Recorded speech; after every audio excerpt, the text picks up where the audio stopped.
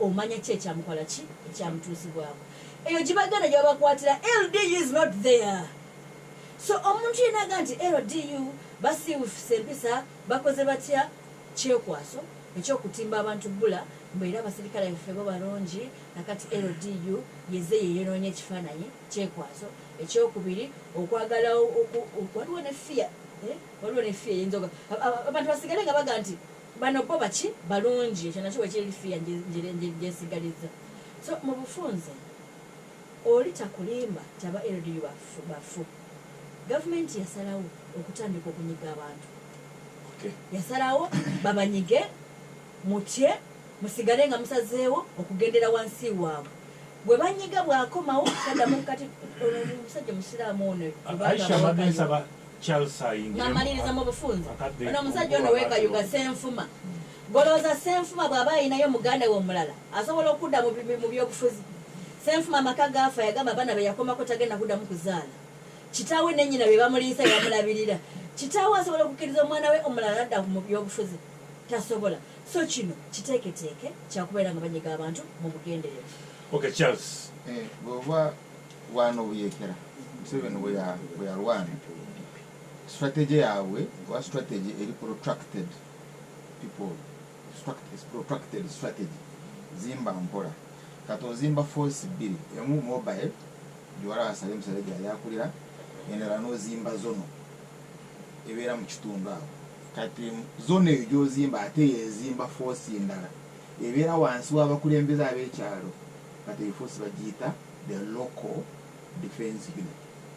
So local defense unit gye yava mumaze okwamba ekitundu you have liberated it China civil leaders baakyo kati mukiwadde force. Now mukulu Museveni akomezaawo force gye yazimba ng'ali mu buyekera. You remember? Ng'awanisa Obote ne Balutwa kati force gy'akomezaawo. Question ye eri nti kulwaki akomezaawo force gye yazimba mu buyekera gyokozesa mu buyekera ate ng'oli mu buyinza. Ogikozesa ku civilian. Iyo mulimu gwa force to be used on civilians. Eno LDU mu kulwana oba ogikozesa ku suppressinga omulaba ali mu civilian oba civilian nga mulabe. Now kati eno LDU bagireeta nga wano Kampala, Wakiso, Mukono literally ziri nga ziwambiddwa. Endozojjukira nga waliwo ebyaliwo because tunabakumanya ani yali abikola kusuula abakazi nga babaseeyo obutayimbwa biki. So LDU therefore yajja to dominate, suppress and dominate Wakiso, Kampala, Mukono. Ozikube ku mutwe zituule wansi ate zisigale wansi. Ndozo soya manye nkwate eyo. Olaja nakuteeka wansi n'otunula mu ttaka. N'osigalirawo dda. Ng'otunula mu ttaka okutuuka kyayagala okukola. So LDU teyajja to do love. Yajja to massage yajja to kukwatisa mukono gwa chuma ite suppressing force. Na ojo tunulire ku roadblock wabeerawo wa traffic, that's police. Then ngatalina mundu ebiseera ebingi wabeerawo omusirikale wa police naye nga tali mu nga si wa traffic nga ali mu civilian nga yambalire uniform naye nga wa police naye nga talina ki naye nga wano wabeerawo wa LD omu babiri bo nga balina emmundu kati omulimu gw'abano okukuuma bano nti bw'olemesako bano katono oli akukuba is not going to do a police job. You know what is it? It's designed. It is designed to suppress and suppress with fire. Now, chitwana badde tugamba abantu abaffe ate abali civil eno embeera ogenda kugiyitamu otya because yo embeera yajja kukutta bw'oba ng'olimu abo byagala okutta so ogiyitamu otya. That is the issue. I think naturally mu America ng'omukyala agamba mwana we omuddugavu namugamba mwana wange poliisi bwekulumba kola kyonna ekisoboka okomewo.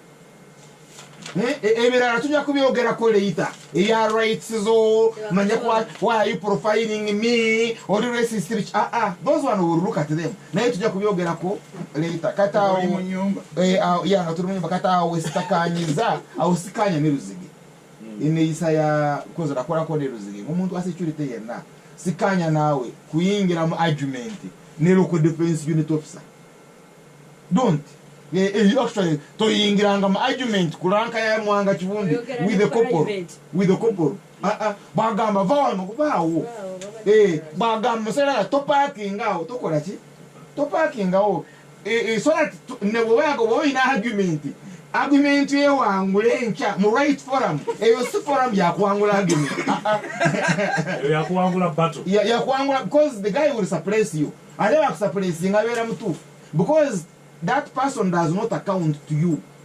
Jukirant ate walone force mukuba waliwo mulala ngali undercover kumukuba ekyase wabanga takukubye. Yes, no jano ita oli awamulaba tokola mulimo. Because oli aganye kwa kitu amali suppression of fire. Gamuwe ekyase. Kati yamanyi what happens. Chokola abanyi bakwata ne babata. Gwonoza ichi. So this politician wala is due.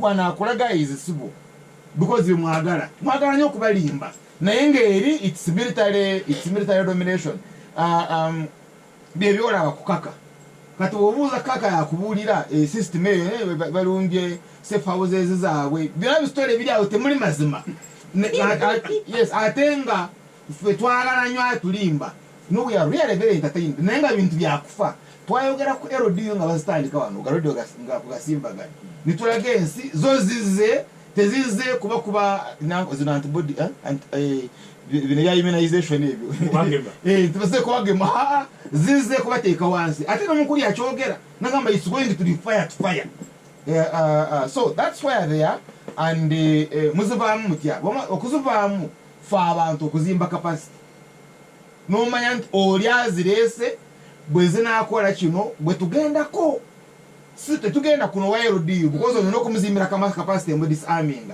but capacity nene tobala bivafe tota no botemero mukazi wo enyumba eri wansi nanka lusukuru eri wansi kati it is a standard rule Mamadega bagita vicarious responsibility principle ya vicarious responsibility gwe mvule govunanyizibwa kubano zote tufunana bano so kati fere wafe abantu bakimanyi omukazi ono omutta nawo bamufu bwowona oyinza okuwona oyinza okumuta noteekayo naye toja kusangawo nte toja kusangawo olusuku na nyumba ebyo beera so tedifferent nawe standard rule kati neeri tosobola kuleeta musirikale fa ate omwana w'omuntu by the way even when you have a dispute nga nyina dispute ne neighbor tomala gaddukira mu police ng'omanyi nti ekiraavaayo omwana wa neighbor bayinza okumuwa ekyasi n'abamwana twegendereza nnyo abantu abalina abakumu oba osaba nnyo nti omukuumi takubira muntu abaddaze okubba mu compound y'ekyasi bayinza okubiramu neighbor tebajja kutunula nti ono abaddaze kubba kati ono kamanda aleeta bano okutta abantu ye message alina okufuna that you are going to account but you are going to account nga wano tuzimba capacity so tuzimbe capacity mu bantu. Okay, kafune honorable Mwanga. Basically, naye wenjaga kufakanyizamu wano John yagala taking a stand kuba LDU abali for some reason I became a voice of those forces because it is ogera n'olusi baba n'obuzibu wani basarodi bloka waliwo ekitaala waliwo ekikamera nga waligendereza bwe bateeka road block waliwo ekiki kati oba mukwano gaga oyongere kuwali wali eri